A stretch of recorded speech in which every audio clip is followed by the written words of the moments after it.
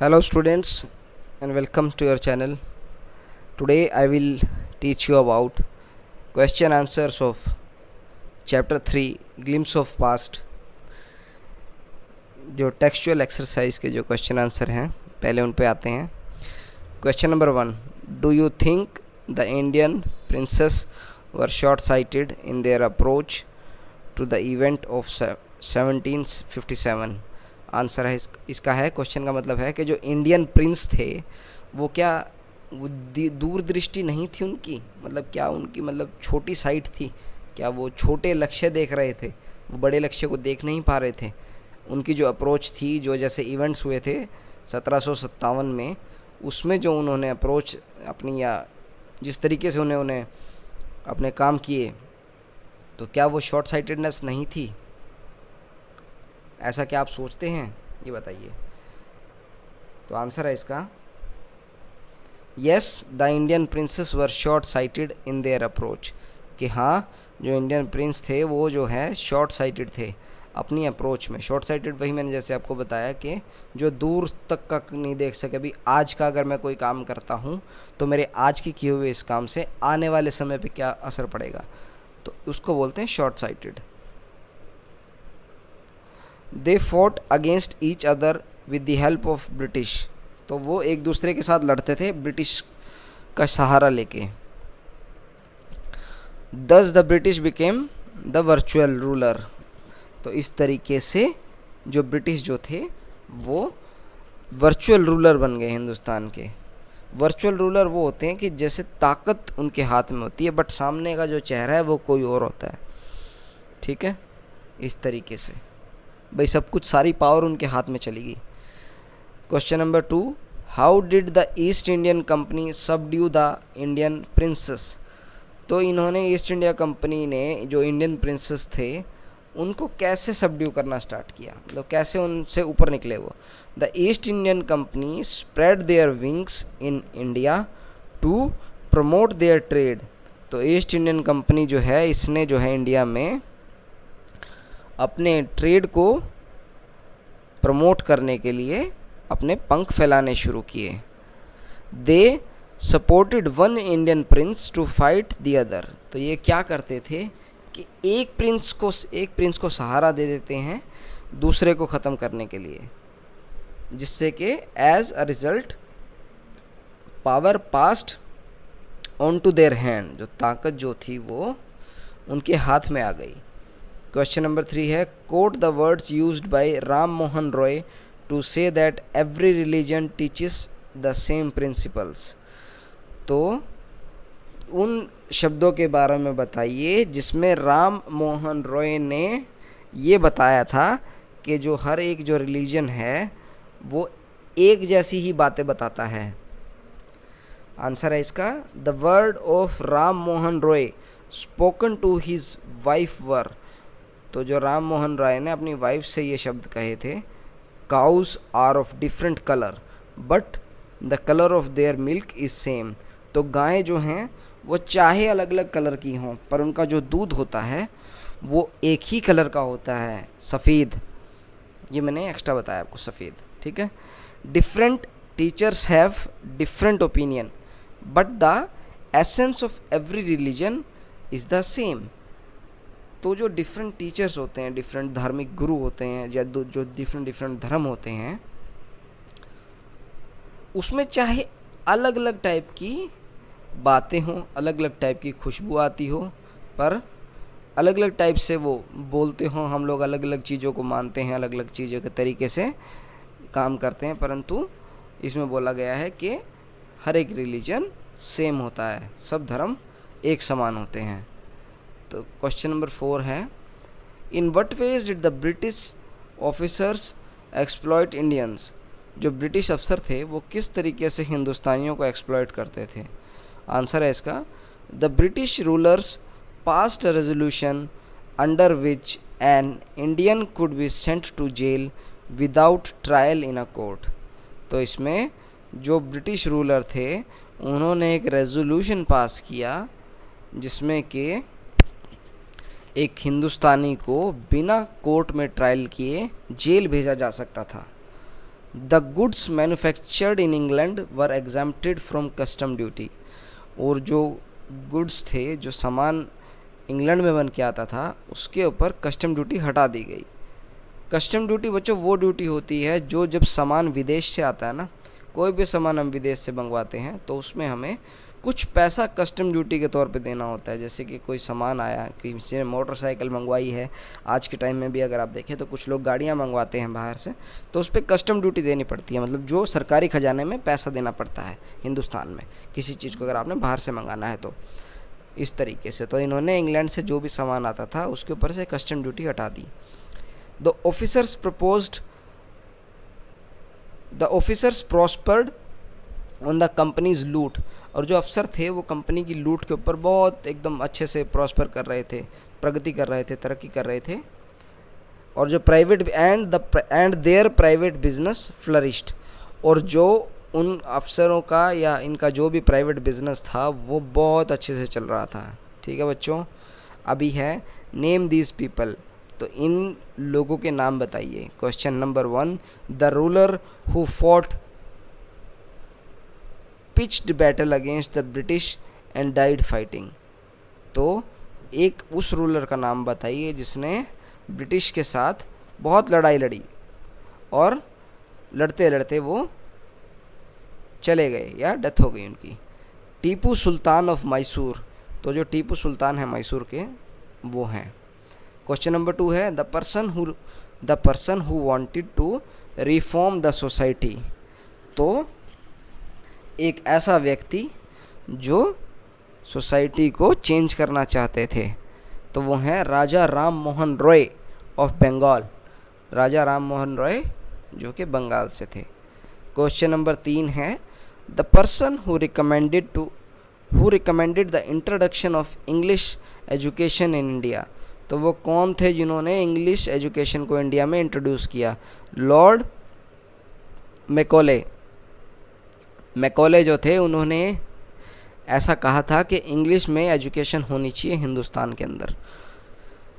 Question number 4 है 2 popular leaders who led the revolt. 2 popular leader बताइए जिससे कि विद्रोह हुआ था। जब वो जो चैप्टर में जैसे कि आपको बताया गया है, चॉइसेस में वेरी। तो आपकी जो चॉइसेस हैं वो अलग अलग हो सकती हैं, आप कुछ भी बता सकते हैं।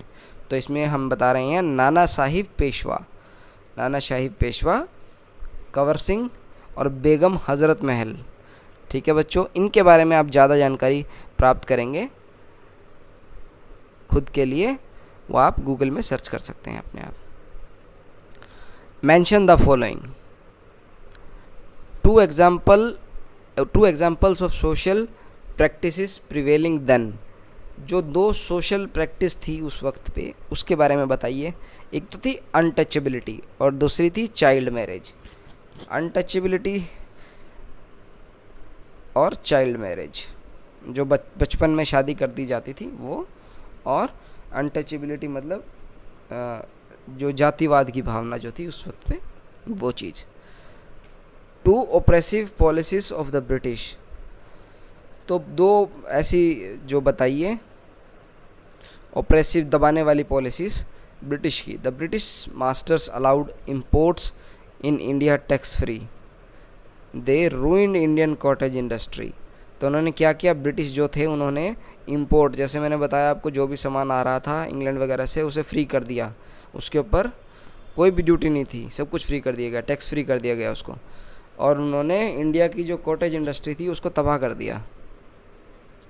क्वेश्चन नंबर 3 है 2 ways in which common people suffered. 2 तरीके बताइए जिससे कि कॉमन आदमी बहुत परेशान हुआ था।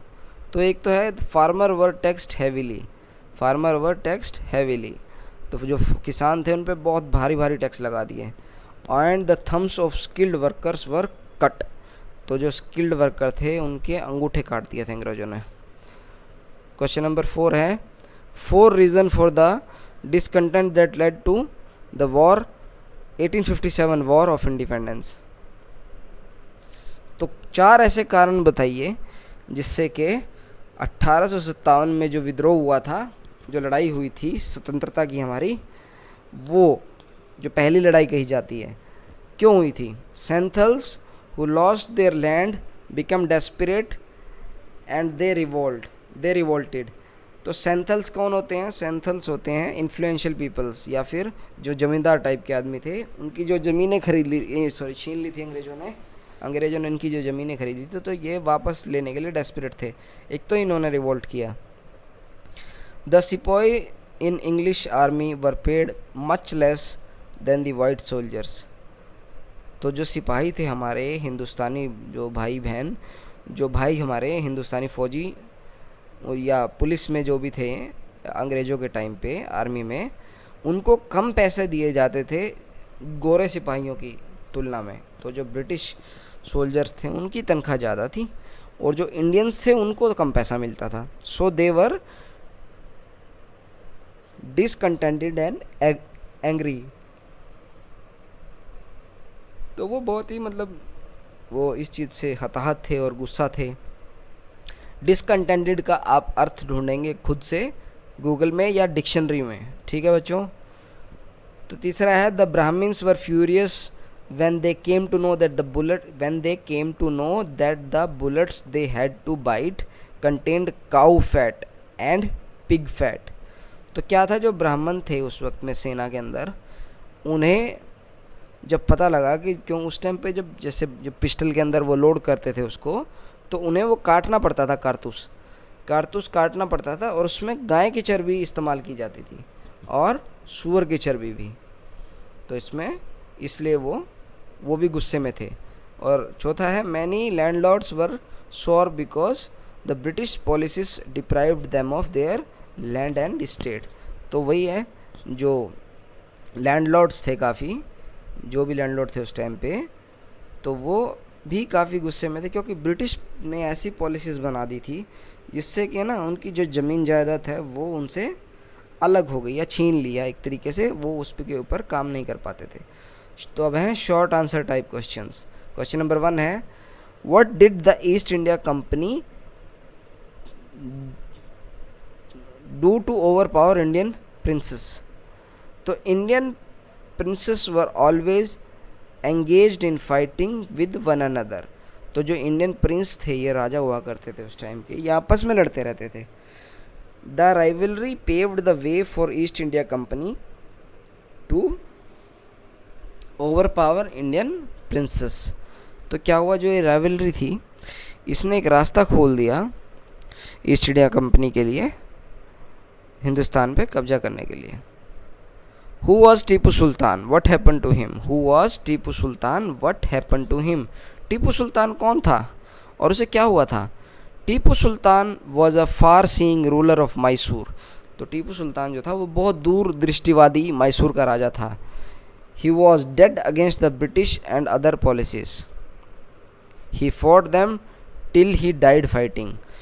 तो जो है ना वो इसके इन पॉलिसीज़ के अगेंस्ट था, ब्रिटिश की जो भी पॉलिसीज़ थी उनके अगेंस्ट था और ब्रिटिशर्स के ख़िलाफ़ था। तो वो अपनी आखिरी सांस तक लड़ता रहा। ठीक है बच्चों। Why did Ram Mohan Roy go to England. Ram Mohan Roy हैं वो इंग्लैंड क्यों गए थे? What did he tell to the British there. What did he tell the British there. वहाँ जाके उन्होंने ब्रिटिश लोगों से क्या कहा? तो Ram Mohan Roy went to England to see what made the British so powerful. Ram Mohan Roy went to England to see what made the British so powerful. तो ये देखने गए कि ये ब्रिटिशों को इतना ताकतवर क्या चीज़ बनाती है। There he told them that they यहाँ पे है इंडियंस के बारे में, that they accepted them as rulers and they must accept them as subjects. तो देखो ये बोलते हैं कि भैया हमने आपको राजा के तौर पे या रूलर्स के तौर पे मान लिया है, तो अब भी आप हमें भी अपने प्रजा की तरह मानिए। ही also reminded them of responsibility a ruler owned to his subject. He also reminded them of responsibility a ruler owed to his subject. तो उन्होंने बताया भी एक जो रूलर होता है उसका जो सब्जेक्ट, यानी कि यहाँ पे आप एक तरीके से प्रजा ले सकते हैं या जिसके ऊपर वो रूल करता है उसको, तो उसकी रिस्पॉन्सिबिलिटीज़ क्या हैं उनके प्रति जिस पे वो राज करता है।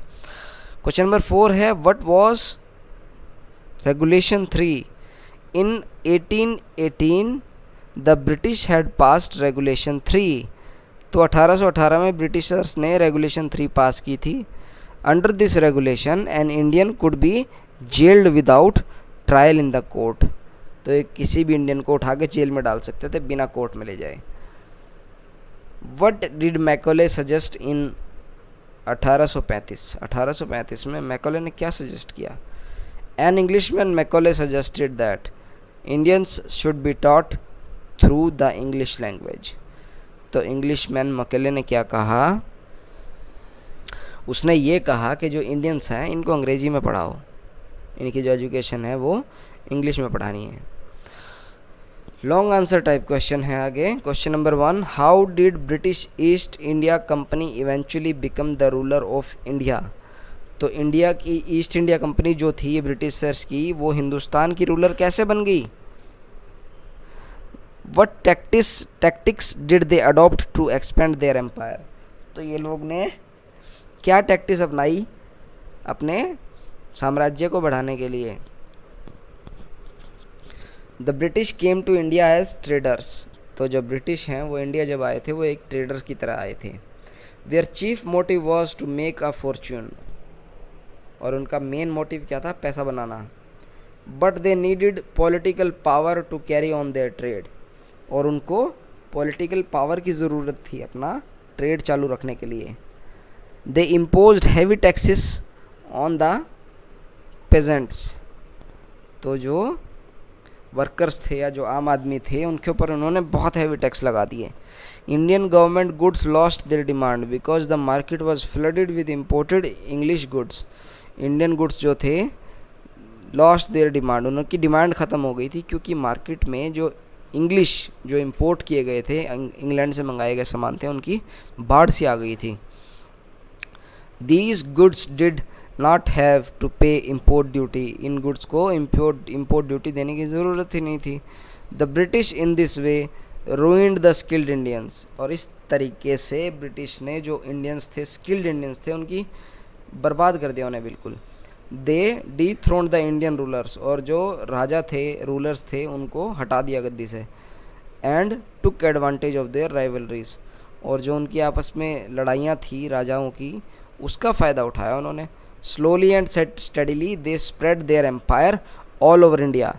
और धीरे धीरे उन्होंने अपना साम्राज्य पूरे हिंदुस्तान में फैला दिया। क्वेश्चन नंबर 2 है how did the white ruler cripple Indian industries. तो इन्होंने वाइट रूलर्स ने इंडियन इंडस्ट्रीज़ को किस तरीके से ख़त्म किया? The white rulers were chiefly traders. तो जो सफ़ेद जो रूलर्स थे, अंग्रेज़ थे, ये ज़्यादातर ट्रेडर्स थे। Their chief aim was to make profits at all cost. और इनका मेन एम क्या था? सिर्फ और सिर्फ प्रॉफिट बनाना, चाहे उसमें कुछ भी हो जाए। Hence they began to ruin Indian industries. तो वो इंडियन इंडस्ट्रीज़ को ख़त्म करने लगे। They imposed heavy taxes on farmers. इन्होंने किसानों पे बहुत भारी टैक्स लगाए। They destroyed Indian cottage industries in order to sell goods manufacture in England. तो इन्होंने क्या किया? जो इंडिया की जो कॉटेज इंडस्ट्री थी, एक तो उसको ख़त्म किया, बिल्कुल बर्बाद कर दिया, ताकि ये जो इंग्लैंड में सामान बनता था, कपड़े, जो भी जिस भी तरीके के कपड़े वगैरह बनते थे, कुछ भी बनता था सामान, तो ये सारा सामान जो है इंग्लैंड का बना हुआ ही बिके हिंदुस्तान में। They exempted all goods imported from England from duties. तो वही उसी तरीके से जो भी इंग्लैंड से सामान आता था उसके ऊपर इन्होंने ड्यूटीज़ ख़त्म कर दी। In this way their business flourished while the Indian industries died. और इस तरीके से इनके बिज़नेस जो है वो फ्लरिश किए, मतलब बढ़ने लगे, और जो इंडियन इंडस्ट्रीज़ हैं वो ख़त्म हो गई। The British made the Indian weak as well as poor. तो ब्रिटिश ने क्या किया? इंडियंस को वीक किया और पुअर कर दिया। क्वेश्चन 3 है how did the resentment against the white man grow leading to armed revolt. तो ये जैसे जैसे धीरे धीरे जो एक विद्रोह की जो कंडीशन हुई वो किस तरीके से हुई, और उसके बाद जब जो हथियारनुमा या जो फाइटिंग हुई थी, खूनी संघर्ष हुआ था, वो कैसे हुआ, आर्म्ड रिवोल्ट। ठीक है। The white rulers adopted all means and foul tactics to take over the princely states. तो जो वाइट रूलर थे उन्होंने हर एक तरीका अपनाया, हर साम दाम दंड भेद हर तरीके से प्रिंसली स्टेट्स पे कब्जा किया। ठीक है। By 1856 they had conquered the whole of India, और 1856 तक उन्होंने पूरे हिंदुस्तान पे कब्जा कर लिया था। The Indian princes became their puppets, और जो ये हिंदुस्तान के राजा थे ना, ये उनकी कठपुतलियाँ हो गए थे। The British forced Indians to adopt Christian religion, तो ब्रिटिश लोगों ने हिंदुस्तानियों को फोर्स करना शुरू किया कि तुम अब क्रिश्चियन बन जाओ। They paid low wages to Indian soldiers, तो वो इंडियन सोल्जर्स को कम पैसा देते थे। They created resentment among all sections of society and the army as well, तो इन्होंने जो है रिसेंटमेंट फैलानी शुरू की आर्मी में भी और नॉर्मल जो लोग हैं उनके अंदर भी। रिसेंटमेंट होता है जैसे कि एक ऐसी भावना, विद्रोह नहीं कह सकते, ऐसा कह सकते हैं कि एक दूसरे की बात से सहमति ना रखना, एक इस तरीके से भाई एक दूसरे के खिलाफ भी भिड़ाना, इस तरीके से। The so called 1857 mutiny was in fact India's first war of independence, तो जिसे ये म्यूटिनी बोलते हैं ना, सो कॉल्ड 1857 म्यूटिनी, वो जो है इंडिया की फर्स्ट वॉर ऑफ इंडिपेंडेंस थी। ठीक है बच्चों, तो आप इसके बारे में भी ज़्यादा जानकारी ले सकते हैं। जैसे आप, एक तो आपके पास बुक है, ये आप अपनी बुक से पढ़ सकते हैं म्यूटनी, जैसे कि जो 1857 का जो गदर हुआ था ना, इसके बारे में ज़्यादा जानकारी आप नेट से भी इस्तेमाल करके ना आप उसको पा सकते हैं। क्वेश्चन नंबर 4 है, give a brief account of the role of Raja Ram Mohan Roy in spreading awareness in Indian society. तो राजा राम मोहन रॉय ने जो इंडियन सोसाइटी में अवेयरनेस फैलाई थी उसके बारे में थोड़ा बताइए। राजा Ram Mohan Roy was a learned man, a social reformer and a true nationalist। तो ये बहुत ही ज्ञानी आदमी थे और सामाजिक बदलाव लाने वाले आदमी थे और एक बहुत ही सच्चे राष्ट्रवादी इंसान थे। ही वॉज फ्रॉम बंगाल, वो बंगाल से थे। He understood well what was wrong with the Indian society, और वो सब अच्छे से समझते थे कि हिंदुस्तानी सोसाइटी के साथ में क्या दिक्कत है। He called upon the people to fight against social evils, he called upon the people, और वो लोगों को बोलने लगे कि जो सोशल इविल्स हैं यानी सामाजिक बुराई हैं हमारे समाज की, जैसे कि अनटचेबिलिटी, छुआछूत और चाइल्ड मैरिज, बाल विवाह, इसके खिलाफ लोगों को बोलने लगे कि आप इसके खिलाफ लड़िए। He also asked the people to throw out superstitions, तो वो लोगों को बोलते थे आप जो है सुपरस्टिशियंस जो हैं, आपकी जो मान्यताएं हैं उनसे आप दूर हो जाइए। He asked them to feel proud of their culture and learn English, तो बोलते थे कि भाई आप अपने कल्चर के लिए प्राउड होइए और इंग्लिश भी सीखिए। Then alone they would be able to write to British Parliament for a fair deal, then alone they would be able to write to British Parliament for a fair deal, तभी वो है British parliament के ऊपर को कह सकेंगे कि ये एक फेयर डील है और आप हमें ऐसा करने दीजिए, यानी कि हमें आज़ादी दे दीजिए। ठीक है बच्चों, तो ये आपका लेसन था, इसके क्वेश्चन आंसर थे ग्लिम्स ऑफ द पास्ट के। चैनल को लाइक शेयर सब्सक्राइब आप कर दीजिए ताकि आपको regular question answers, updates, grammar और बहुत सारी चीज़ें आप तक पहुंचती रहें। थैंक यू बच्चों, जय हिंद, वंदे मातरम।